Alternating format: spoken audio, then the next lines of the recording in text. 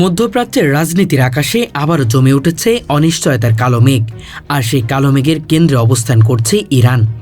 বহু বছর ধরেই পারমাণবিক কর্মসূচিকে ঘিরে দেশটি আন্তর্জাতিক আলোচনার শীর্ষে, কিন্তু সাম্প্রতিক সময়ের অগ্রগতি যেন পরিস্থিতিকে আরও জটিল করে তুলছে। বিশ্বজুড়ে যখন শক্তির ভারসাম্য নিয়ে নতুন হিসাব নিকাশ চলছে, তখন ইরানের ইউরেনিয়াম সমৃদ্ধকরণ খবর যেন আগুনে ঘি ঢালার মতো কাজ করছে।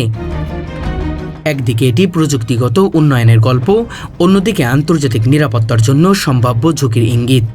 এই দুই বাস্তবতার মাঝখানেই দাঁড়িয়ে আছে বর্তমান বিশ্ব।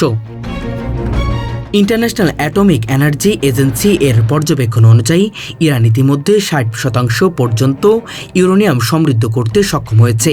এই সংখ্যা শুনতে যতটা সাধারণ মনে হয়, বাস্তবে তার গুরুত্ব অনেক গভীর। কারণ পারমাণবিক অস্ত্র তৈরির জন্য প্রয়োজন হয় প্রায় 90% সমৃদ্ধ ইউরেনিয়াম, আর 60% থেকে সেই পর্যায়ে পৌঁছানো তুলনামূলকভাবে দ্রুত সম্ভব বলে মনে করেন বিশেষজ্ঞরা। ফলে এটি কেবল একটি বৈজ্ঞানিক সাফল্য নয়, বরং এটি কৌশলগত অবস্থান যা বিশ্ব রাজনীতিতে নতুন সমীকরণ তৈরি করছে। এই পরিস্থিতিতে সবচেয়ে বেশি উদ্বিগ্ন হয়ে উঠেছে ইউনাইটেড স্টেট এবং ইসরায়েল সহ পশ্চিমা দেশগুলো। তাদের দৃষ্টিতে ইরানের অগ্রগতি শুধু গবেষণা বা বিদ্যুতের উৎপাদনের মধ্যে সীমাবদ্ধ নয়, বরং এর পেছনে থাকতে পারে ভবিষ্যতের সামরিক সক্ষমতা বাড়ানোর পরিকল্পনা। বিশেষ করে ইসরায়েল বারবারই ইরানের পারমাণবিক কর্মসূচিকে নিজেদের অস্তিত্বের জন্য হুমকি হিসেবে দেখে এসেছে। তাই কূটনৈতিক চাপ, আন্তর্জাতিক নিষেধাজ্ঞা এবং নানা ধরনের সতর্কতার মধ্যে দিয়ে পরিস্থিতি আবার উত্তপ্ত হয়ে উঠছে।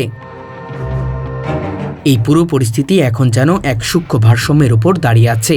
একদিকে উন্নয়ন ও প্রযুক্তি অগ্রযাত্রা, অন্যদিকে সম্ভাব্য সংঘাতের আশঙ্কা।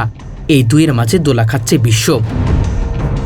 ইতিহাস সাক্ষী, পারমাণবিক শক্তি মানব সভ্যতাকে যেমন এগিয়ে নিয়েছে, তেমনি ভয়াবহ ধ্বংসের মুখেও ঠেলে দিয়েছে। তাই এখন প্রশ্ন একটাই, ইরান কি কেবল উন্নয়নের পথে এগোচ্ছে, নাকি এই অগ্রগতির আড়ালে লুকিয়ে আছে নতুন এবং এক শক্তিশালী বার্তা? সময় দেবে সেই উত্তর, আর ততক্ষণ পর্যন্ত বিশ্ব তাকিয়ে থাকবে উদ্বেগ আর কৌতূহলের মিশ্র দৃষ্টিতে।